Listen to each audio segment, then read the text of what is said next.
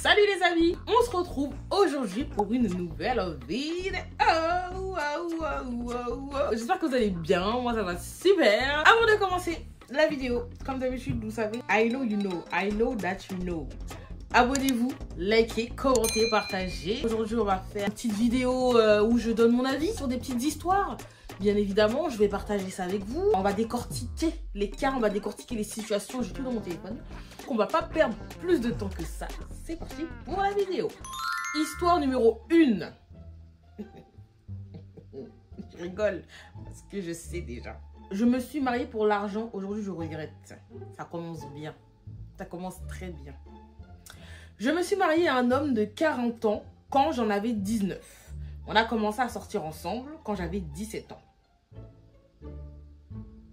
Déjà là, c'est illégal. Non mais parce que déjà là, il y a un tournant illégal. Là, on est dans l'illégalité.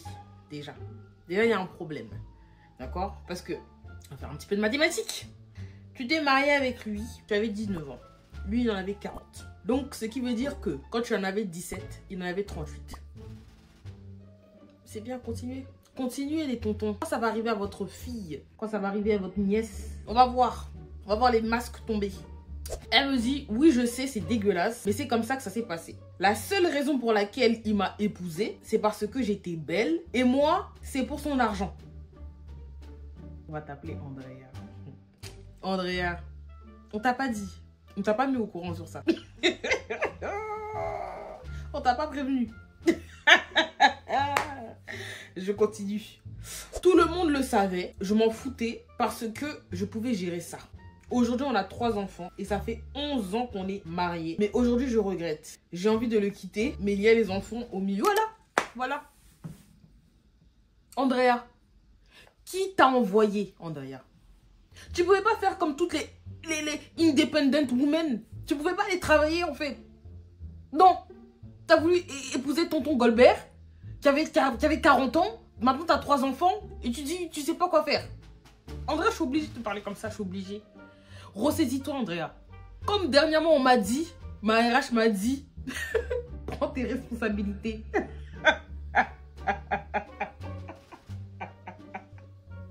Andrea, prends tes responsabilités. Parce que tonton Goldberg, lui, quand il aura fini de t'épuiser et de te faner, comme les roses là, tu vois, elle est déjà fanée. Quand tonton Goldberg aura fini de te faner, il va aller chercher une autre petite. Bravo, Andrea. Réfléchis. La prochaine fois, tu réfléchiras à 2 fois. Histoire 2. J'ai essayé d'arranger mon pote. Qu'est-ce que ça signifie? On va voir ça tout de suite. J'ai payé des filles pour draguer mon pote. Mais vous croyez où? Vous croyez où? Vous croyez dans un téléfilm? Vous croyez qu'on est où, en fait? On ne fait pas ça dans la vie. On ne paye pas des filles pour draguer des gens. J'ai payé des filles pour draguer mon pote.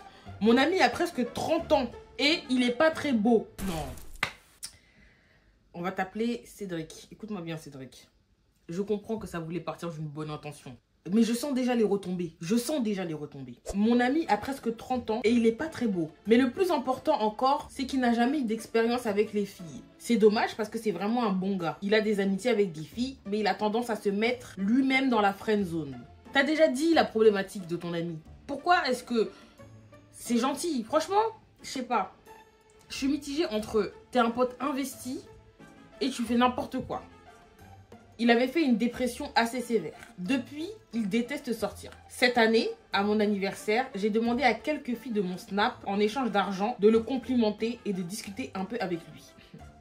Le problème, c'est que il est devenu un autre homme depuis. Sa confiance en lui a explosé. Mais c'est bien. Mais c'est pas ce que tu voulais. C'est pas ce que tu voulais, Cédric. Tu devrais être content. Moi, pourquoi est-ce que tu me dis ça en fait? Il veut tout le temps sortir et commence même à me dénigrer devant des filles. Cédric, tu as créé ton ennemi. Tu as fabriqué ton ennemi. Tu l'as créé de toutes pièces. J'hésite à lui dire pour les filles que j'avais payé à mon anniversaire. Franchement, si un soir comme ça en soirée, il continue à te dénigrer devant les filles, faut le dire. Parfois dans la vie, faut que quelqu'un te rappelle. Parce que des fois, il y en a, ils oublient leur passif. Donc là, si ton ami, il est tellement en confiance, il est tellement à l'aise avec la personne qu'il est aujourd'hui, il faut lui dire. Il faut lui dire, bon, t'as vu, je t'aime bien. Je t'aime bien, de ouf. On était potes, on est toujours, mais calme-toi. Genre, redescends en fait. Tu vois, genre, descends en fait. Parce que là c'est parti pour devenir un monstre. C'est fini, bientôt c'est toi-même qui vas ghoster. Non, moi je pense que tu devrais lui dire. Tu devrais lui dire que oui, c'est vrai, voilà, les filles là qui m'ont dragué, je les ai payées. Parce que, voilà, faut lui dire sans que ça le casse trop. Mais si ça le casse trop, après, bon, là on repart sur un autre problème, tu vois. Là on passe de tristesse, je suis moche, dépression, maintenant je suis beau, maintenant mon pote il m'a trahi, tu vois, non. On va essayer de faire les choses doucement. Histoire suivante. Alors celle-là, franchement celle-là elle est un peu longue, mais franchement elle mérite. J'ai 30 ans et j'élève une petite fille de 6 ans qui n'a aucun lien biologique avec moi. C'est la fille de ma meilleure amie qui est décédée avec son mari dans un accident. Comme il n'avait pas de famille, j'ai décidé de l'adopter. Très beau geste. Ma belle-sœur ne savait pas que... Ok, on va l'appeler Lily. Ma belle-sœur ne savait pas que Lily n'était pas ma fille biologique. Un jour, elle voit une vieille photo de moi avec la vraie mère de Lily et mon amie. Et là, elle pète un plomb. Ouais. Donc là, on parle bien de ta belle-sœur. On parle bien de la copine de ton frère. Ok, donc la copine de ton frère est tombée sur une photo de toi avec la mère biologique de Lily et une autre amie comme ça. Donc elle pète un plomb. J'essaie de comprendre pourquoi elle pète un plomb, je ne comprends pas. On va continuer. Derrière mon dos, elle vole un échantillon ADN et fait un test avec l'ADN de mon frère. Ça va pas? Ça va pas la tête ou quoi? Elle va pas bien ta belle-sœur, hein. Faut changer là, faut... C'est quoi? C'est quoi son projet là? C'est quoi? On est dans NCIS? Évidemment, le test dit qu'ils ne sont pas liés. Mais oui, c'est normal, parce que c'est pas ta vraie fille. Elle débarque chez moi, me balance les résultats sous le nez et me dit devant ma fille... Non, ça, je peux pas y croire. Elle me dit devant ma fille, t'élèves le bébé d'une femme morte.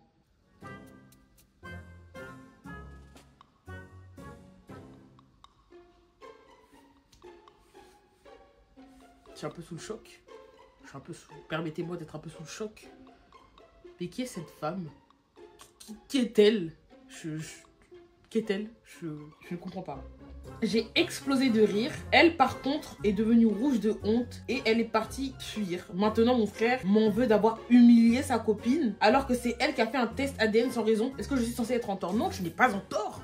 En tort de quoi? Déjà en plus, c'est elle qui est complètement folle. Elle est folle cette dame. Je suis désolée pour ton frère, hein, mais sa fiancée là, elle a un souci. Parce que, mais elle s'ennuie ou quoi? Dans sa vie, elle s'ennuie. Je pense qu'elle doit vraiment s'ennuyer. Je pense que sa vie manque de piment. Parce que de là, aller faire un test ADN sur ta fille, bon, qui n'est pas réellement ta fille, mais qui est ta fille, bon, on va dire que c'est ta fille, et puis prendre des traces ADN de ton frère, mais ça va pas. C'est quoi son problème? Je pense que tu as été très gentil avec elle. Parce que exploser de rire, c'est très gentil. Parce que si toi, tu as le culot de venir avec un test ADN, me mettre ça sous le nez, et en plus crier devant la fille. Imagine la fille, elle savait pas maintenant. Imagine la fille, elle savait pas. Moi, je pense qu'elle voulait juste faire n'importe quoi. Elle voulait semer la zizanie dans ton foyer, en fait. Je pense qu'elle voulait vraiment semer la zizanie. Elle voulait créer une pagaille. Parce que pour moi, c'est pas possible de vouloir faire ça. C'est forcément, je pense que, je suis désolée, hein, elle ne t'aime pas. Ta belle-sœur, là, elle ne t'aime pas. Et puis, je doute si elle aime ton frère. Parce que si t'aimes ton fiancé ou ton mari, pourquoi tu vas les... Vraiment, je suis dans l'incompréhension. Vraiment, je ne comprends pas. Moi, tout ce que je peux te dire par rapport à ça, coupe. Faut couper, faut tout couper. Coupe les contacts avec elle. Ton frère, s'il n'est pas capable de voir qu'elle a un souci, sa fiancée aussi, il va falloir lui parler sérieusement et lui dire, écoute, rends-toi compte de la dinguerie qu'elle a faite. Parce que ça existe dans aucun monde. Voilà. Histoire suivante. Donc, c'est la dernière histoire. Ma copine me trompe avec moi. C'est le titre. Ma copine me trompe avec moi. J'ai découvert que ma copine me trompait, sauf que le mec avec qui elle me trompe, c'est moi. Elle a fait un faux compte sur une appli de rencontre. Je l'ai cramé et j'ai fait pareil pour lui parler. J'ai matché avec elle. Hé, tu es malin.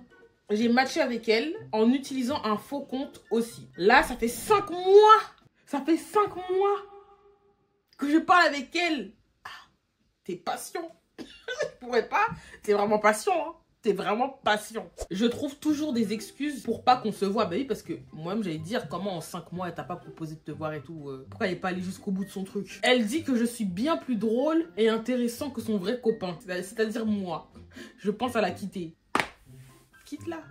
Non, pardon. Je peux pas dire ça aux gens. C'est à toi de voir.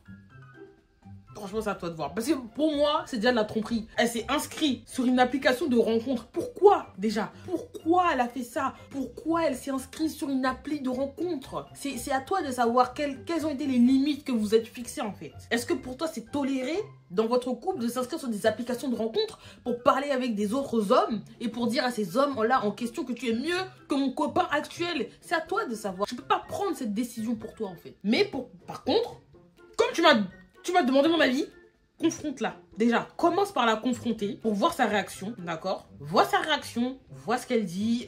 Parce qu'à cette heure-ci, elle va te dire, bah écoute, j'en ai marre. Voilà, je veux plus qu'on soit ensemble. Et là, comme ça, bah tu sauras déjà quoi faire. Ça va glisser tout seul. Mais bon, elle est pas très fut-fut quand même. Voilà.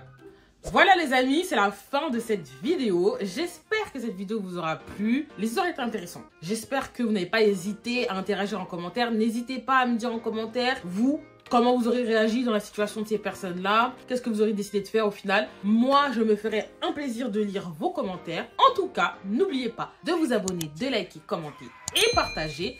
Et de me rejoindre sur mes réseaux sociaux, Kimberly Is. On se dit à la prochaine pour une prochaine vidéo. Bisous. Mouah.